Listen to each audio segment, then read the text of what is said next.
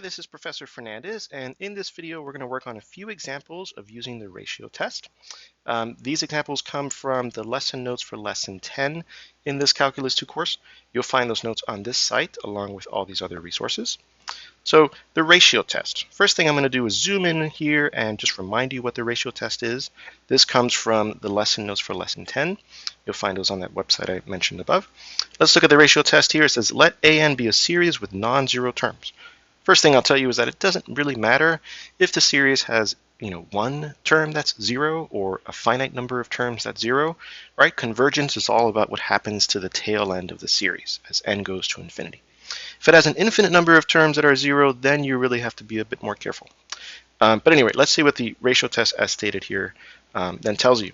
So notice before I read the particular three conclusions that they all have to do with the limit of the absolute value of the ratio of successive terms, right? That's hence the name ratio test. So there's that limit, there's that limit, there's that limit. And what the test then tells you is if the limit is equal to, if the limit is less than 1, then the series converges absolutely. I'll remind you what that means in a minute. If the limit is bigger than 1 or infinite, the series diverges. And if the limit is equal to 1, the test is inconclusive. What does that mean? That means that you can't conclude convergence or divergence in that case. You have to go off and do something else. Maybe use a different test, right? Or maybe view the series in a different way and use a different approach. Okay, so converges absolutely. What does that mean? That literally means that the series of absolute value terms converges. So that's what we mean by converges absolutely.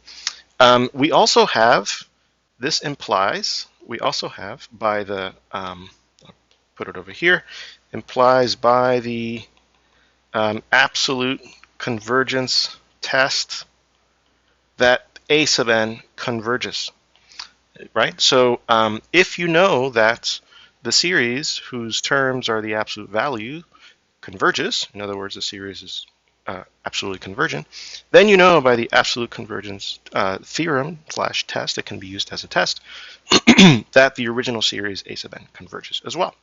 So I'll send you back to lesson 8 if you're interested in following up on those results. That's where we discussed absolute convergence, conditional convergence, the absolute convergence test, and then kind of how to use that, and we related it to alternating series, which was also in that lesson. Okay, so for this lesson, let's get back to the ratio test, and let's illustrate that through a few examples over here.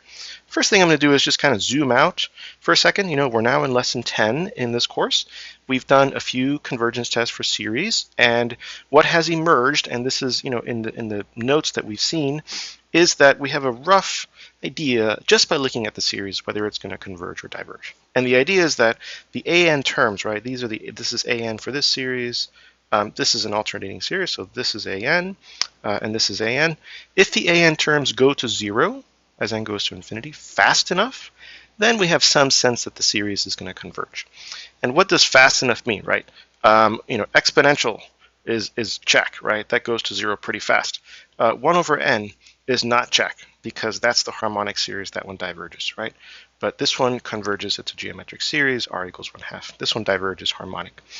But the one we're going to look at here, we can already spot this as a p-series, which we talked about earlier. I'll remind you what that, where that was in the course in a bit.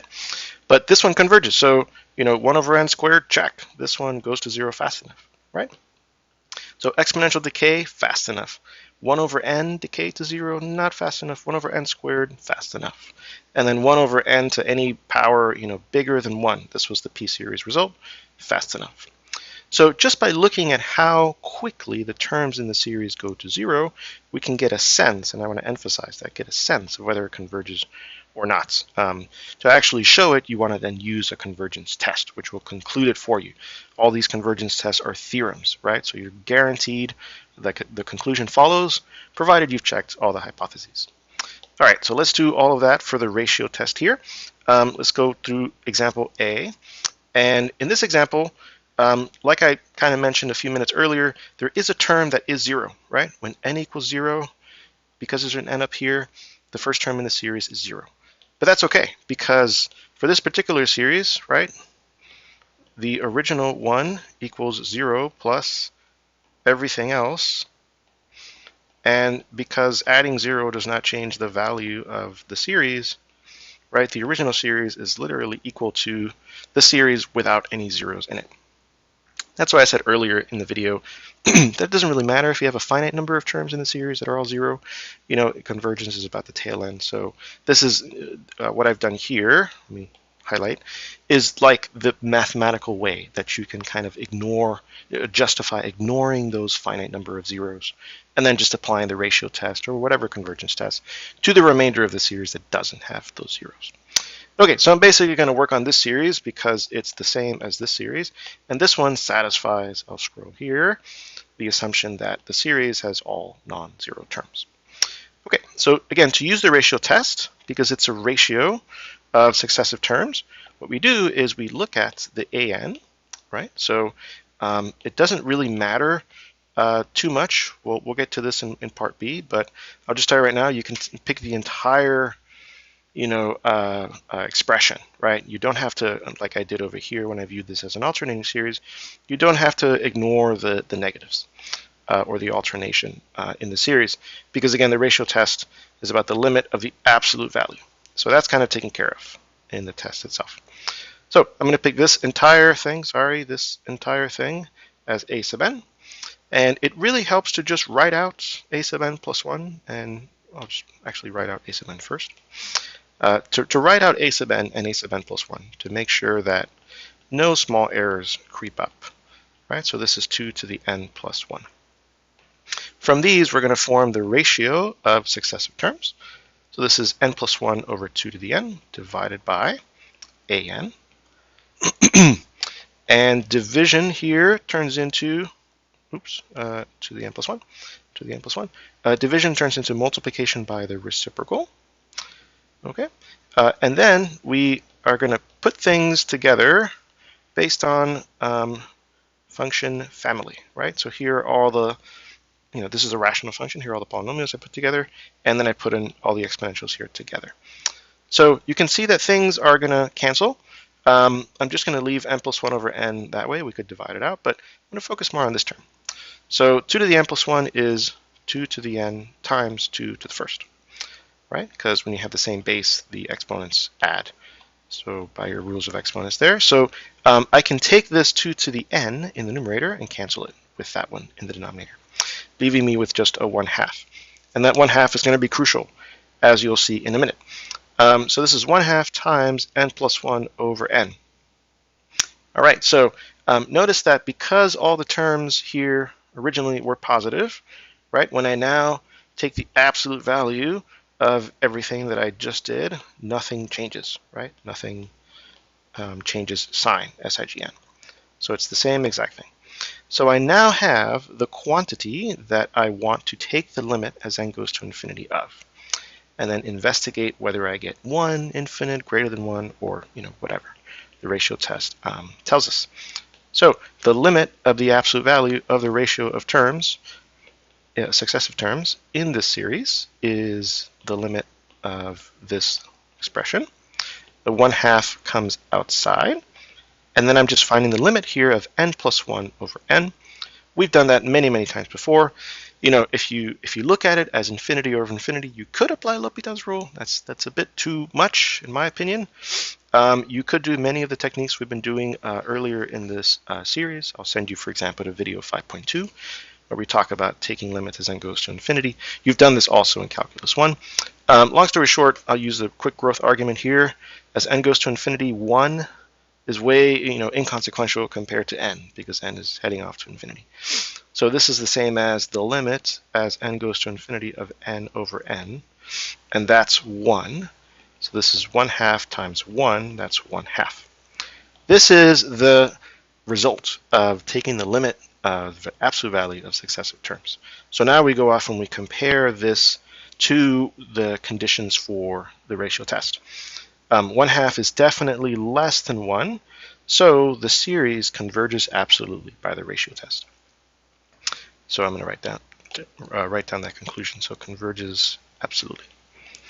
Okay. This particular series again had 1 zero term, and the rest of them were positive. So absolute convergence really doesn't get us anything different than regular convergence in this case. in the sense, it does get us other stuff later on in advanced math classes, but in this sense, of,